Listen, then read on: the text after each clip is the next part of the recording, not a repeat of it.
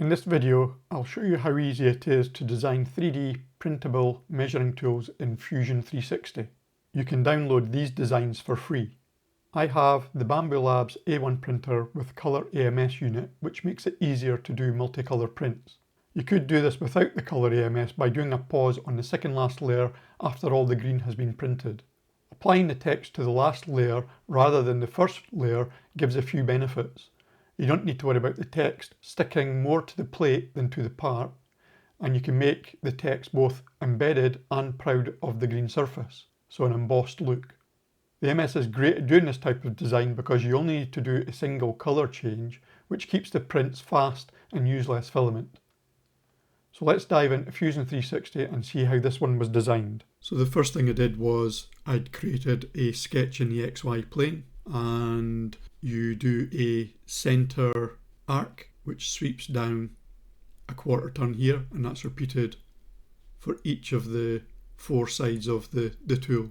We make each of the tools extend 10mm beyond the curve, and we draw a box the same size at the centre of each part, and then use the text tool to place the radius of the curve. So here, if we select that curve there, we can see that the radius of that one is 37 and the radius of that one is 36. You could design some larger tools if you like. I found it easiest to have the two highest radiuses opposite each other and the two smaller ones opposite each other. So next we extrude the design, and that gives the shape there. Then, to make the shapes easier to handle, we add on some chamfers to the top and bottom. Then we extrude the text, and these are extruded in both directions, each the height of the layer height, which I've set to 0.2. And if we were to hide the body, we can see the text there. And if you look at the 3 here, we can see that it is below the level and above the level. And if we hide that letter 3 text, we can see that the shape of the body doesn't have an extrude where that shape is.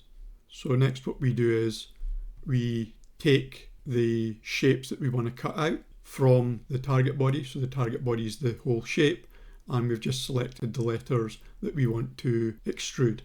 And then we do a cut. So now if we hide that sketch so it doesn't show the text, and if we hide the text of that 3, now we can see that the body has the cutout for the text. What that means when we come to do the 3D printing is we'll print all the layers up to the top layer, then it'll switch to the letter filament to fill in the hole here, and then it'll print another layer in that same colour to do the text that's proud of the surface. Next what we do is we do a sketch that's going to join all the text together, and then we extrude that.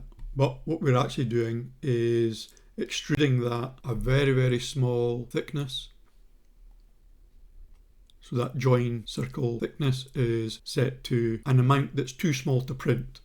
So technically it's there. We hide the body for this one and show the text. Now what you've got is all the text is all joined together, and we can see that that's a thin part that's just too thin for the printer to print out. So it just ignores that little bit of layer on the top of all the lettering. And this just means that there's less bodies to export to the tool to print out. So let's have a look at Bambu Studio to see what that looks like. So now we're in Bambu Studio, and we can see the different parts. So we see here we've got the text marked in black filament and the body in green filament.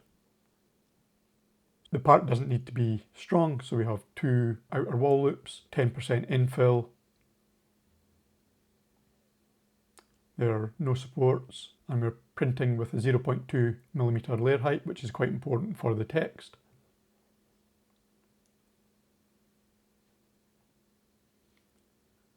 So the cost to print all these out is about 90 Australian cents. And we can see here the model's got 34 grams, and we've got a small amount of filament that's waste. So the final filament is 36 grams versus the actual model itself 34 grams. And if we look at the different layers, so there we have the 10% infill,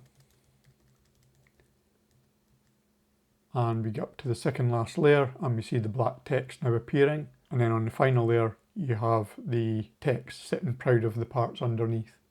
and the ring doesn't print because it's too thin. So let's take a look at this in Maker World, and you can see all the prints I've uploaded that you can download for free, and this is the external radius measuring tool. So we can see the hole up the middle, that means you can stack them all together, and here is an example of using the tool. So we see there's a little bit of a gap here, so it's not 14 millimeters. There's a little bit of gap on the edges here, so we know it's not 16 millimeters, and we can see the edge here lining up nice, no gap all the way around. So the radius of the A1 printer here was 15 millimeters. So it's good if you want to design parts for going around your printer, you can see what radius these parts are. And here's just some further details on the part.